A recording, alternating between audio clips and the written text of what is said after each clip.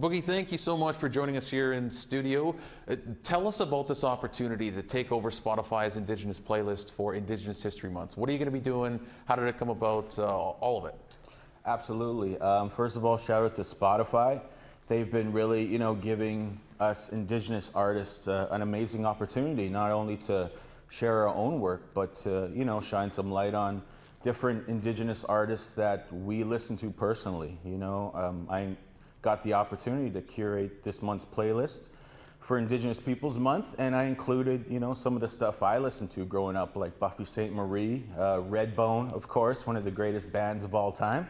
But also, shine a light on, new Indigenous artists like Ace and Abby, Snotty Nose Rez Kids, Isla Barker, myself, Sebastian Gaskin. So, any chance we get to share our music with the world is it means the world to me, and I know it means the world to a lot of these different artists. So, yeah, all love to Spotify for sure.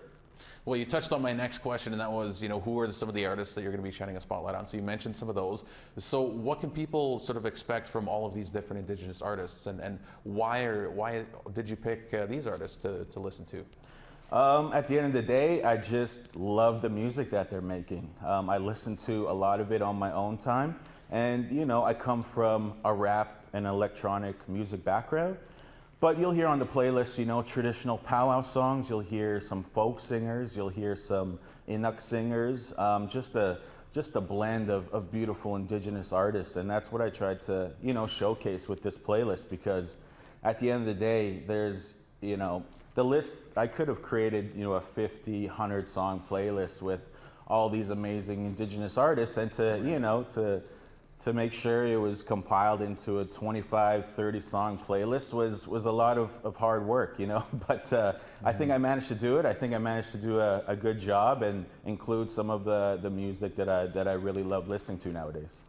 Well, what are your hopes for getting an opportunity like this? What do you hope people take away? Well, what are your sort of hopes around this opportunity?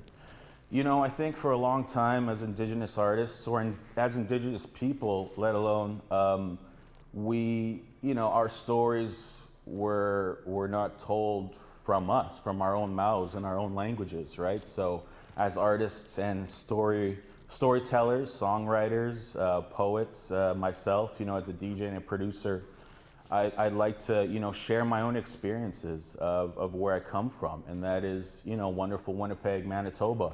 It kind of shaped who I am as a human being, and it still shapes, my sound as I continue forward on my musical journey. So it was important for me, and it still is, to collaborate with, these amazing Indigenous artists, because, I'm not a songwriter. I don't write lyrics, but I do kind of let them paint, the canvas. I will lay down the soundscapes. I will produce the beats, and I will DJ in the background, that sort of thing. But when it comes to collaboration, it is very much, my job to let them speak for themselves, and to speak with these artists, and not for them. So that's very important for me.